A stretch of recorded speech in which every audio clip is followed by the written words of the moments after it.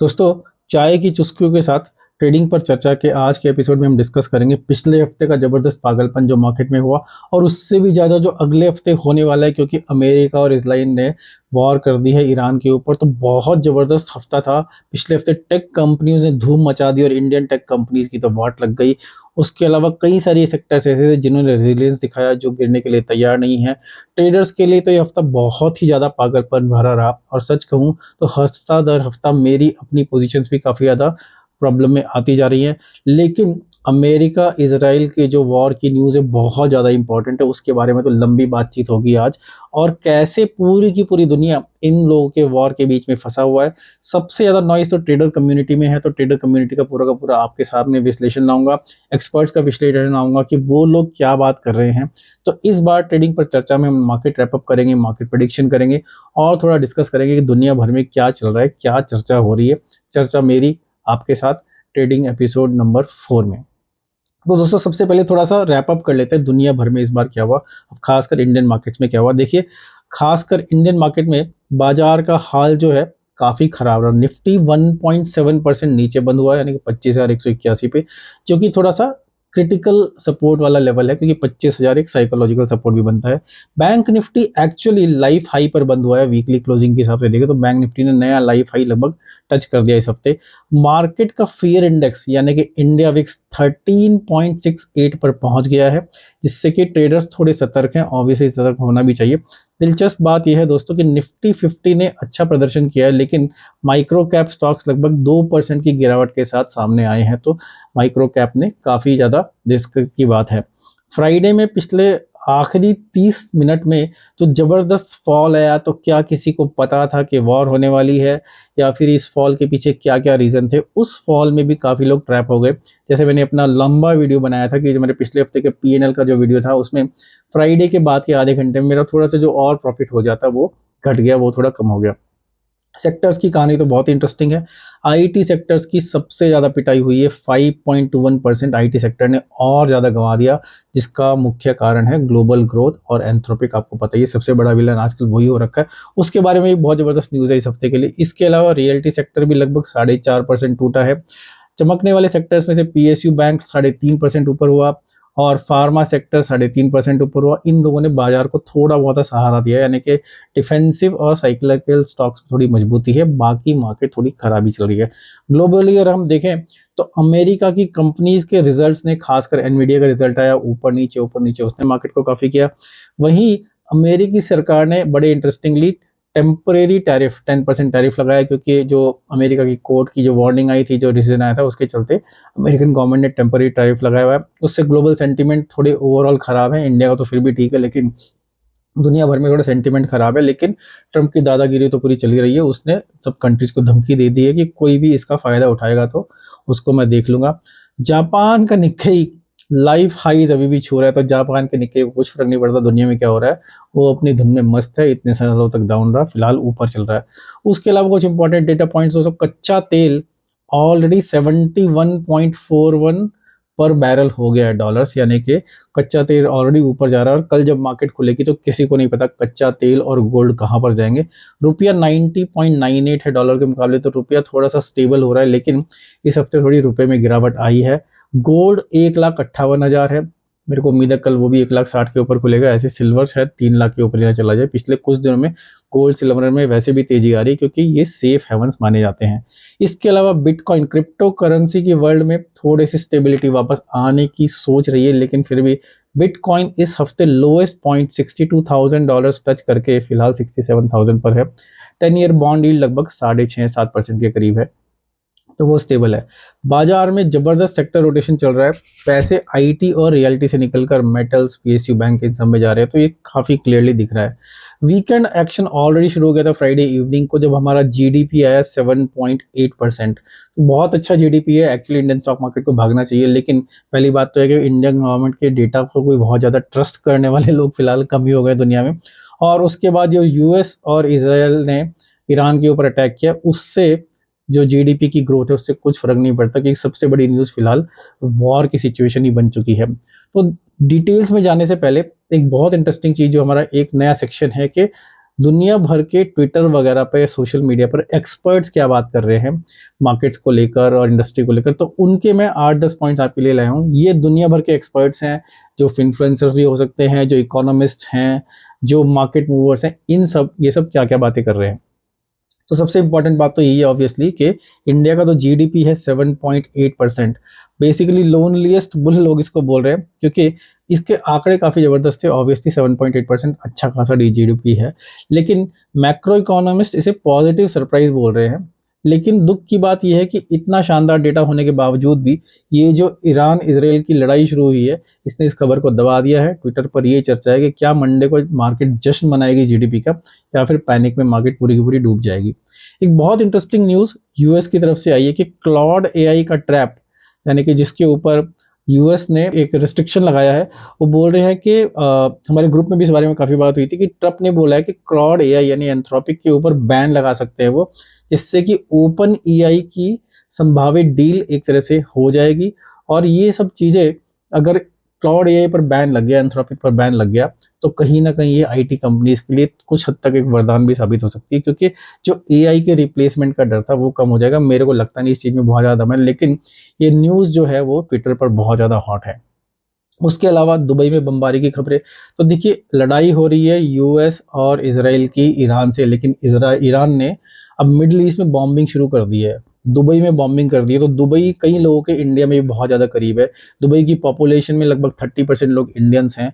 तो उसके बारे में ट्वीट्स बहुत ज़्यादा वायरल हो रही हैं कि वहाँ पे क्या होगा। हमारे अपने ग्रुप में भी एक ऐसा इंसान है, एक मैडम है, जो कि दुबई से जस्ट कुछ दिन पहले होली मनाने इंडिया आई है। उनके भी हम व्यूज़ थोड़े शेयर करेंगे। तो बहुत ही ज़्यादा कॉम्प्लिकेटेड सिचुएशन है। ग्लोबल एक्सपर्ट्स का मानना है, कोमोडिटी एक्सपर्ट्स का मानना है कि जैसे दुबई में ग्लोबल हलचल हो रही है ऑब्वियसली दुनिया भर मिडिल ईस्ट में, उससे कच्चा तेल जो क्रूड ऑयल है उसकी सप्लाई चेन पूरी तरह बाधित हो सकती है। और वो बाधित हो गई तो क्रूड ऑयल का प्राइस बढ़ेगा, ऑब्वियसली गोल्ड सेफ हेवन है उसका प्राइस भी बढ़ेगा। तो लोग इसके बारे में काफ़ी चिंतित हैं, खासकर जैसे मेरी भी पोजीशंस लगी है क्रूड ऑयल में, तो मेरे को भी चिंता है कि क्रूड का प्राइस बढ़ेगा, वॉलेटिलिटी बढ़ेगी, मार्जिन रिक्वेस्ट बढ़ेगी, तो और क्या-क्या होगा। कई लोग एग्जिट लिक्विडिटी की चेतावनी कर रहे हैं। बेसिकली हुआ क्या कि जो फ्राइडे को शाम को मार्केट में पहले ऊपर चढ़ी मार्केट थोड़ा और फिर नीचे आई, तो कई सारे ट्विटर के एक्सपर्ट्स का मानना ये है कि ये एक बुल ट्रैप था। जो मार्केट ऊपर गई थी, वो एफआईआई जैसे भारी भरकम पैसे वाले लोगों ने एक बुल ट्रैप क्रिएट किया था, जिससे कि मार्केट ऊपर जाए तो लोग खरीदे, उसके बाद धड़ाम से नीचे गिरेगी तो वो काफ़ी अच्छे पैसे पे निकल सकते हैं। और उसी के चलते एफआईआई ने बहुत ज़बरदस्त बिकवाली भी की है फ्राइडे को। उसके अलावा लोग निफ्टी की बात कर रहे हैं, डेथ क्रॉस है या सपोर्ट है, क्योंकि निफ्टी के लिए 25,000 का लेवल बहुत ज़्यादा इंपॉर्टेंट है। कई लोग 200 डेमा की बात कर रहे हैं, कुछ लोग 50 डेमा की बात कर रहे हैं। बेसिकली लोग ये बात कर रहे हैं कि क्या निफ्टी 25,000 को डिफेंड कर पाएगा, तो बहुत इंपॉर्टेंट लेवल पर ये मार्केट खड़ी है। और उसके लिए बहुत ज़्यादा लोग ट्विटर पर बहुत गर्म चर्चा चल रही है कि क्या मार्केट 25,100 के ऊपर का गैप अप दे सकती है। ऑब्वियसली अब ये जो ईरान वाली वॉर हुई है, इसके लिए तो लोग बोलने लगे हैं क्या मार्केट 24,000 तक भी चली जाएगी, तो वो चीज़ अलग है। तो ट्विटर बहुत हॉट है। उसके अलावा डाउ का जो मंडे का सस्पेंस है, कई लोग बोल रहे हैं कि डाउ का जो फ्यूचर है वो 620 पॉइंट्स नीचे दिखा रहा है। बेसिकली जो फियर इंडिकेटर अमेरिका का बढ़ता जा रहा है, तो लोग डाउ फ्यूचर की बात कर रहे हैं, लोग गिफ्ट निफ्टी की बात कर रहे हैं। गिफ्ट निफ्टी लोगों को लग रहा है कि कम से कम 200 300 400 500 कितने भी पॉइंट नीचे खिल सकता है। आम राय ये है कि संडे को मार्केट में ब्लड बाथ देखने को मिल सकता है। बहुत सारे इसको लेकर मीम्स भी मार्केट में आते जा रहे हैं। एलन मस्क के ऊपर बहुत ज़्यादा ट्वीट्स हैं इस हफ्ते कि एलन मस्क क्या दुनिया के सबसे पहले ट्रिलियनियर बन सकते हैं, यानी कि नीलपति बन सकते हैं। तो जहां दुनिया पूरी मंदी में फंसी हुई है, वहां एलन मस्क एक्स एआई और स्पेस एक्स के चलते क्या उन 1 ट्रिलियन डॉलर की उनकी वेल्थ हो जाएगी, तो बहुत बड़ी बहुत ज़बरदस्त न्यूज़ है। उसके अलावा लोग बात कर रहे हैं कि gold is the new cash. हाँ दोस्तों, ट्रंप के दौर में किसी पर आज विश्वास नहीं कर सकते, तो कहीं ना कहीं दुनिया भर की जो कंट्रीज हैं वो सोना खरीदती जा रही हैं। तो क्या सोना एक नया गोल्ड बनने वाला है, इसके बारे में सोना क्या नई नॉर्मल एक तरह से इन्वेस्टमेंट होगी सारी कंट्रीज के लिए, क्योंकि बहुत ज़्यादा इन्वेस्टमेंट होने में आ रहा है। पॉइंट नंबर ये है कि एफआईआई और डीआईआई इनके बीच में जंग जारी है। एफआईआई भारी बिकवाली करते जा रहे हैं। इस हफ्ते एक्चुअली फरवरी के महीने हमें 20-25 तारीख तक लगा कि कहीं एफआईआई इस महीने पॉजिटिव तो नहीं हो जाएंगे, लेकिन ऐसा कुछ नहीं हुआ। फाइनली एफआईआई ने बहुत ज़बरदस्त सेलिंग कर दी बात के 2-3 दिनों में, और फिर से मार्केट एफआईआई फिर से इस महीने नेगेटिव हो गई। डीआईआईस बेचारे कब तक खरीदेंगे? अब लोगों ने भी ना थोड़ा-सा मार्केट से विश्वास कम किया है, तो कहीं न कहीं डीआईआईस भी फँसते नज़र आ रहे हैं। ऑप्शन राइटर्स के लेके ट्विटर पर उसको भी काफ़ी धूम है कि ऑप्शन वाइट राइटर्स कैसे एग्ज़िट करेंगे, उनका पेन पॉइंट्स क्या चल रहे हैं, क्योंकि इंडिया विक्स चढ़ गया है, लगभग 14 के आस-पास पहुँच गया है। हो सकता है वो 15, 16, 17 पहुँच जाए। इसको लेकर भी ट्विटर पर चर्चाएँ हैं कि लोग लॉस को ऐसे एडजस्टमेंट करेंगे, क्या बैटमैन स्ट्रैटेजी ऐसे में अच्छी है, क्या-क्या स्ट्रैटेजी हमें लगानी चाहिए। तो दोस्तों, ये हो गई ट्विटर की गरमा-गरम खबरें। अब जो सबसे गर्म खबर दुनिया में चल रही है कि जो यूएस और इज़राइल ने ईरान के ऊपर अटैक किया, उसमें क्या बड़े अपडेट्स हैं, उससे क्या-क्या दुनिया में हो रहा है, बहुत क्विकली ये बात कर लेते हैं, क्योंकि ट्रेडर्स के लिए ये सब चीज़ें बहुत ही इंटरकनेक्टेड और इंटर रिलेटेड है। सबसे बड़ी बात तो ये है कि आयतुल्लाह ख़ुमैनी के मरने की न्यूज़ आई है, जिससे कि ईरान में कई लोग खुशियाँ मना रहे हैं, तो कई लोग बहुत दुखी हैं, कई लोग सेलिब्रेट कर रहे हैं, तो कई लोग सोच रहे हैं अब हम अटैक कर देंगे सारी की सारी दुनिया के ऊपर, क्योंकि हम तबाह तो कोई नहीं बचेगा। और ईरान ने अपने काफ़ी सारे पड़ोसी देशों के जो अमेरिकी ठिकाने हैं, उनके ऊपर अटैक कर दिया है। उसमें सबसे बड़ा अटैक हम लोग दुबई का मान रहे हैं, क्योंकि एक तरह से दुबई एक फ्री टाइप की कंट्री है और जिसमें इंडियंस की पॉपुलेशन बहुत ज़्यादा है। इस सब के चलते क्रूड ऑयल के प्राइस में एक्सप्लोजन धीरे-धीरे होने लगा। कई लोग ये बात कर रहे हैं कि क्या क्रूड ऑयल का प्राइस $100 के ऊपर चला जाएगा, और इंडिया जो 80% तेल इंपोर्ट करता है, बहुत ज़्यादा डिपेंडेंसी हमारी, अगर क्रूड ऑयल का प्राइस जैसे-जैसे चढ़ेगा या उसका फ़ियर भी चढ़ेगा, वैसे-वैसे हमारी स्टॉक मार्केट का बैंड बढ़ता जाएगा, क्योंकि हमारे देश में महँगाई पक्का बढ़ेगी ही बढ़ेगी। पेट्रोल भी 100 से $150 हो सकता है, 100 से ₹150 हो सकता है, लेकिन ये भी डिपेंड करता है कि क्या क्रूड ऑयल का ये जो तेज़ी है, ये कुछ दिन के लिए रहेगी, क्योंकि ये वॉर बहुत लंबे समय टिकती नहीं नज़र आ रही है। दुनिया भर में ऑब्वियसली गोल्ड एक लोगों के लिए सेफ्टी मेजर बनता हुआ दिख रहा है, क्योंकि गोल्ड एक सेफ हेवन माना जाता है। डॉ फ्यूचर्स ऑब्वियसली थोड़े से हाई हैं, गिफ्ट निफ्टी में सस्पेंस है। दोस्तों, जो पिछले महीने मार्केट में काफ़ी ज़्यादा बैंड बजा ट्रेडर्स का, मैंने पूरा का पूरा अपना समरी वीडियो बना लिया कि मेरा एग्जैक्टली कितना प्रॉफिट कितना लॉस हुआ है पिछले महीने, क्योंकि बहुत ही डिफिकल्ट ट्रेडिंग थी पोजिशनल ऑप्शन सेलर्स के लिए। जो इंट्राडे वाले हैं, उन्होंने तो फिर भी वैसा बना लिया। तो उसके बारे में डिटेल में आज बात करना चाह रहा था, लेकिन फिर भी आप मेरा कल का वीडियो देख सकते हो, उसमें पूरी डिटेल्स है कि मेरी ट्रेडिंग पिछले महीने कैसी रही। उस वीडियो पर बहुत सारे कमेंट्स भी आए हैं, लोगों ने अपनी चीज़ें भी शेयर की हैं, लेकिन कई लोगों ने बहुत मोटा बहुत बढ़िया पैसा भी बना लिया है। और जैसे बैंक निफ्टी बढ़िया मूड में है, तो वो एक अलग ही धुन में अपना मस्त हाथी की चल रहा है, वो भी बहुत इंटरेस्टिंग है। दोस्तों, मेरे पास कुछ व्हाट्सएप ग्रुप्स हैं। उन व्हाट्सएप ग्रुप्स को मैं पढ़ता बहुत ज़्यादा हूँ, लेकिन इन जनरली बहुत ज़्यादा रिएक्ट नहीं करता, क्योंकि मैं ये नहीं चाहता कि लोग समझें कि मैं उसमें अपनी एक्सपर्ट ओपिनियन दे रहा हूँ या कुछ एडवाइस दे रहा हूँ। लेकिन ग्रुप्स को पढ़ने में लोगों के जो इंटेंशंस हैं, लोगों की जो पोजीशंस हैं, उनको देखने में बहुत मेरे को मज़ा भी आता है और बहुत कुछ सीखने को मिलता है। तो अपने सारे व्हाट्सएप ग्रुप्स में देखिए, उनमें से कुछ ग्रुप ऐसे हैं जो कि 1 करोड़ से ज़्यादा रुपए से लोग ऑप्शन सेलिंग करते हैं, केवल ऑप्शन सेलर्स ग्रुप है। तो आपको अगर ऑप्शन सेलर्स का व्हाट्सएप ग्रुप ज्वाइन करना है, तो इस वीडियो के डिस्क्रिप्शन में फॉर्म है, फॉर्म भर के लिंक क्लिक कर दीजिए, ग्रुप में आ जाएंगे आप। तो उस ग्रुप में क्या बातें चल रही है, बहुत इंटरेस्टिंग बातें चल रही है, बहुत इंपॉर्टेंट बातें चल रही है, क्योंकि ट्रेडिंग पे चर्चा है, तो ट्रेडर्स की चर्चा नहीं की तो इस ट्रेडिंग पे चर्चा का मतलब क्या है। तो आपको कुछ समरी फॉर्म में लेकर आया हूँ कि कुछ चीज़ें जो उस ग्रुप में चल रही हैं। तो एक हमारे ग्रुप में एक मैडम है जो कि दुबई से आई है जस्ट होली मनाने के लिए, तो लकीली वो टाइम पर आ गई, नहीं तो आपको पता है कि कितनी सारी दुबई की फ़्लाइट्स कैंसल हो चुकी हैं, कोई फ़्लाइट्स उड़ नहीं रही हैं, तो लोग बहुत फँसे हुए हैं। तो बेसिकली वो इंडिया में होली मना रही हैं, लेकिन कहीं न कहीं उनकी भी पोज़ीशंस लगी हुई हैं, तो काफ़ी ज़्यादा टेंशन सभी को है। मिडल ईस्ट का जो तनाव है, अब सिर्फ़ कागज़ों पे नहीं है, एक्चुअली जो लड़ाई है वो काफ़ी हद तक शुरू हो चुकी है, और इसका सीधा-सीधा असर जो क्रूड ऑयल पर पड़ेगा, गोल्ड पर पड़ेगा। हमारे ग्रुप्स में इसको लेकर बहुत ज़्यादा चर्चाएँ हैं कि हम किस तरह से ट्रेडिंग करें, क्या ट्रेडिंग करें। और हमारे ग्रुप में काफ़ी ज़्यादा इस वक़्त कोई भी लेकर भी बात हो रही है कि जो क्लाउड एआई का अंत है, उससे क्या हमारा मतलब जो एक स्पाइसी खबर निकल कर रही है, क्या इससे आईटी सेक्टर की दिशा बदल सकती है? कई लोग थोड़े से आईटी सेक्टर बुलिश हो रहे हैं, उनको लग रहा है कि नीचे बहुत ज़्यादा वैल्यू अब है, इस समय आईटी सेक्टर्स के शेयर्स खरीद सकते हैं, या और हम एटलीस्ट बुल कॉल स्प्रेड या फिर ये सब खरीद सकते हैं। उसके अलावा एक मिस्टर वाई हैं, उन्होंने एक बीबीसी की रिपोर्ट डाली है। देखिए, मैं कोई भी नाम रियल नाम नहीं ले रहा हूँ, एक्स वाई जेड की बातें करेंगे। हमारे ग्रुप में एक मिस्टर वाई हैं, जिन्होंने एक बीबीसी की एक रिपोर्ट शेयर की है कि ट्रंप ने अमेरिका में एक्चुअली क्लॉड और एंथ्रोपिक पर बैन लगाने की बात की है। उसी की वजह से बहुत लंबी चर्चा इस चीज़ को लेकर चली है कि भविष्य में बिज़नेस कैसा होगा, कैसा नहीं होगा। तो ये सब हमने ट्विटर वाले में डिस्कस कर ही लिया था। तो इसी तरह से हमारे ग्रुप में जो एग्ज़िट लिक्विडिटी ट्रैप है, बेसिकली बुल ट्रैप है, जो एग्ज़िट लिक्विडिटी, उसके बारे में लेकर भी काफ़ी बात हुई। क्या ट्रेडर्स को फँसाया जा रहा है? क्या मार्केट को आर्टिफ़िशियली मैनिपुलेट कर रहे हैं ऊपर के लिए, ऊपर ले जाकर मार्केट को जो पटकना हो रहा है, उसमें ट्रेडर्स का काफ़ी नुकसान हो रहा है, क्योंकि जो आम ट्रेडर होता है वो अपनी पोजीशन थोड़ा मार्केट की चाल के हिसाब से बनाता है और इतनी जल्दी रिवर्स नहीं कर पाता। इसीलिए जो बहुत बड़ा फॉल आया हमारा मार्केट में फ्राइडे को, उसका बहुत ज़्यादा हर्जाना लोगों को भेजना पड़ गया। उसके अलावा लोग बात करें, मिस्टर जेड हैं मुंबई से, उन्होंने एक बहुत ज़बरदस्त, बहुत गहरा ऑब्जर्वेशन किया कि क्या ट्रंप की हेजिंग सिर्फ सोना ही है? तो इसीलिए कई लोग अभी अचानक से बहुत जल्दी अब कमोडिटी की ट्रेडिंग में इंटरेस्टेड हो गए हैं, गोल्ड की ट्रेडिंग में इंटरेस्टेड हो गए हैं। मैं खुद भी इंटरेस्टेड हो गया हूँ।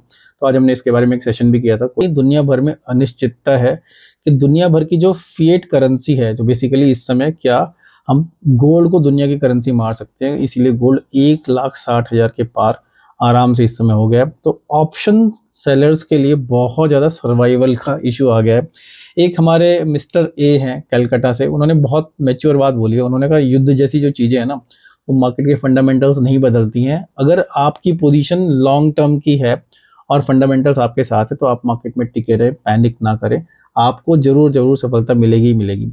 लेकिन दोस्तों मेरे को लगता है, देखिए पैनिक में ना ट्रेड खराब कर देते हैं लोग अपनी। पैनिक में हम ऑब्वियसली जब अपनी पोजीशंस देखते हैं, हम टीम बड़े-बड़े लॉसेस देखते हैं, ग्रुप में चर्चाएँ देखते हैं, उसके चलते लोग अपने लेवल्स डिस्कस करने लगते हैं। जैसे कई लोगों ने बोला कि क्या 23,000 24,300 का लेवल सेफ है और क्या 27,000 का अपर लेवल सेफ है? तो देखिए, ये तो बहुत ही सेफ लेवल्स की बात हो रही है। 24,300, 27,000, इनके बीच में तो मार्केट एक्चुअली मेरे को लगता है काफ़ी सेफ है। भले ही हो सकता है टेम्परेरीली 24,300 ब्रेक हो जाए, लेकिन अगले 1-2 महीने में 27,000 ऊपर की तरफ जाना तो बहुत ही मुश्किल है मार्केट के लिए। बेसिकली फिर डाउ फ्यूचर्स और गिफ्ट निफ्टी के नंबर्स को लेके लोगों में थोड़ा डाउट है। ऑब्वियसली गिफ्ट निफ्टी पहले बंद हो गया था, तो वो तो पॉजिटिव दिखा रहा है, लेकिन जब कल सुबह मार्केट खुलेगी तो गिफ्ट निफ्टी डेफिनेटली नेगेटिव होगा और डाउ फ्यूचर उस समय करेक्ट रिफ्लेक्ट करेगा। तो डाउ फ्यूचर और गिफ्ट निफ्टी को लेकर जो हमारी मार्केट खुलेगी कल सुबह 9:15 बजे, उस समय ज़बरदस्त पैनिक भी होगा। कई लोगों के जो मार्जिन कॉल्स आएंगी, कई लोग ये पोजीशंस भी कटेंगी। मेरी अपनी भी पोजीशन है, जैसे कल की एक्सपायरी की पोजीशन है, तो उसमें काफ़ी ज़्यादा घमासान होने वाला है, खासकर तब अगर बहुत बड़ा गैप डाउन हो जाए। ऑब्वियसली गैप अप की तो उम्मीद है नहीं, और उसके चलते सब डिपेंड करता है कि इंडिया विक्स कितना बढ़ेगा, क्योंकि उसके चलते मार्जिन पर बहुत ज़्यादा इम्पैक्ट पड़ेगा। तो बेसिकली कई लोग ग्रुप्स में ये भी बात कर रहे हैं कि global fear versus local strength. तो लोगों को लग रहा है कि हमारी अपनी मार्केट इतनी खराब नहीं है, कहीं ना कहीं लोकली मार्केट में स्ट्रेंथ है। तो उस चीज़ को लेकर कई लोग तो लोगों के बहुत अलग अलग व्यूज़ हैं। कुछ लोग 24,000 को भी लेकर डर रहे हैं, कुछ लोग बात कर रहे हैं कि क्या मार्केट वापस 15-16,000 पर आ जाएगी। मुझे लगता है कि कोई न्यूक्लियर वॉर तो यहाँ होने वाला है नहीं, क्योंकि ईरान के पास न्यूक्लियर वेपन्स है नहीं, लेकिन फिर भी बहुत बड़ी वॉर फिलहाल छिड़ी हुई है। अब शुक्र की बात यह है कि ये जो सब कुछ हुआ है ये प्राइमरीली वीकेंड पे हुआ है, तो मार्केट मंडे मॉर्निंग तक काफ़ी हद तक इसको अब्जॉर्ब कर जाएगी, काफ़ी चीज़ें क्लियर हो जाएंगी, तो उससे मार्केट में पैनिक कम आएगा। अगर मैं अपनी खुद की ट्रेडिंग की बात करूँ तो मेरा पिछला हफ्ता ठीक ठाक गया हफ्ता तो, लेकिन महीना तो पूरा ख़राब हो ही गया है। पूरी पूरी वीडियो मैंने आपको बनाया है, तो उसके बारे में आपको ज़्यादा वो नहीं करूँगा, लेकिन हाँ, आप मेरा वीडियो देख सकते हैं जो मैंने कल बनाया था, उसमें बहुत ज़्यादा डिटेल्स उस बारे में है। अगले हफ्ते के लिए मैंने बहुत ज़्यादा प्लानिंग कर रखी है। एक्चुअली पहले तो प्लानिंग कल सुबह की थी, पूरी प्लानिंग चौपट हो गई क्योंकि ये वॉर की न्यूज़ तब तक नहीं आई थी। तो अब अगले हफ्ते की प्लानिंग में थोड़ा सा रीराइट कर रहा हूँ। सबका सब देखिए, कई बार क्या होता है कि मार्केट की मर्जी, ओके, मार्केट की पूजा करो, उसके आगे अगरबत्ती जलाओ, क्योंकि ये सब मार्केट की मर्जी पे डिपेंड करता है कि कल कितने पैनिक में मार्केट मेरे को लाने वाली है। बहुत क्लियरली जो मेरा अपना व्यू है वो ये है कि मार्केट का इंडिया विक्स शूट अप करेगा, और उसमें जो मैंने थोड़ी सी पोजीशंस कमोडिटी ट्रेडिंग में बनाई हुई है, खासकर क्रूड में बनाई हुई हैं, आयन कॉन्डोर, मतलब कि एक तरह से शॉर्ट स्ट्रैंगल बनाया हुआ है, तो वो डेफिनेटली इम्पैक्ट करेगा, उसको देखना पड़ेगा, उसमें प्रीमियम रिक्वायरमेंट बढ़ेंगी। और सिमिलरली मेरे जो एग्जिस्टिंग पोजीशन उनमें प्रीमियम रिक्वायरमेंट बढ़ेगी, तो मार्केट नीचे जाएगी। अब अपना व्यू मेरे को ये बनाना है कि कितनी नीचे जाएगी। मेरे को लग नहीं रहा है कि मार्केट बहुत ज़्यादा नीचे जाएगी, हो सकता है 1% के करीब जाए, तो कुछ पता नहीं, लेकिन बहुत ज़्यादा नीचे का मेरे को स्कोप नहीं लग रहा है, क्योंकि ऑलरेडी हम काफ़ी गिरे हुए बाजार में बैठे हैं। बैंक निफ्टी हो सकता है ज़रा ज़्यादा गिर जाए, क्योंकि बैंक निफ्टी, लेकिन वैसे बैंक निफ्टी बढ़िया मूड में, तो उसका गिरना वैसे मुश्किल लग रहा है। लेकिन मार्केट की जो गिरी हुई कंडीशन है उससे थोड़ा रिस्पाइट मार्केट को मिल सकता है, और खासकर जो दूर की एक्सपायरीज है उनमें पैनिक में मैं बिल्कुल भी प्लान नहीं कर रहा हूँ कुछ स्क्वायर ऑफ करने का, भले ही एमटीएम लॉस दे जाए। पास की पोजीशन को डेफिनेटली एडजस्ट करना ही पड़ेगा। तो उसके बारे में हो सकता है मैं कल वीडियो बनाऊँ एक और, कि कल की मेरी ट्रेडिंग कैसी रही, क्योंकि वो बहुत इंपॉर्टेंट रहेगा। तो सब तरफ बहुत ज़्यादा ब्लैबर चल रही है। हर कोई इस समय वॉर एक्सपर्ट बना हुआ है, गोल्ड एक्सपर्ट बना हुआ है, क्रूड एक्सपर्ट बना हुआ है, और ख़ासकर जो ट्रेडर लोग हैं उनकी लाइफ में ज़्यादा हलचल है, और जो पोजिशनल ट्रेडर्स हैं उनकी लाइफ में ज़्यादा परेशानी है, क्योंकि कहीं न कहीं पोजीशंस कल सुबह-सुबह इम्पैक्ट करने लगेंगी। तो आपको क्या करना चाहिए? मेरे को लगता है कि यार अपनी नेचर के हिसाब से ट्रेड करो। देखिए, कई ट्रेडर्स के लिए कल का दिन एक गोल्डन अपॉर्च्युनिटी है बहुत बड़ा पैसा बनाने का, स्टॉक्स में भी और कमोडिटीज़ में भी। क्योंकि अगर आपने थोड़ा-सा भी सही व्यू ले लिया कल सुबह-सुबह या फिर कल पूरे दिन, तो आप एक दिन में बहुत मोटा पैसा बना सकते हैं। लेकिन अधिकतर लोग जो समझदार हैं और जो बहुत ज़्यादा रिस्क नहीं लेते, वो सब डरे बैठे हैं कि कल कहीं ट्रैप ना हो जाए। जैसे कि हुआ था जब ट्रेड डील हुई थी, तब मार्केट 1200 पॉइंट ऊपर खुला, लेकिन फिर 600 पॉइंट नीचे वहाँ से बंद हो गया। तो कहीं न कहीं मैं उसमें ट्रैप भी हो गया था, वो बात अलग है कि थोड़ा-सा एडजस्टमेंट कर लिया। लेकिन कल को लेकर मेरे दिमाग में भी काफ़ी डर है कि कल बड़ा गैप डाउन हो गया तो क्या गड़बड़ हो सकती है। तो मैं भी थोड़ा कॉशन रखूँगा, और देखिए, क्योंकि वॉर मेरे को लगता है कि न्यूक्लियर वॉर तो होने वाली नहीं है।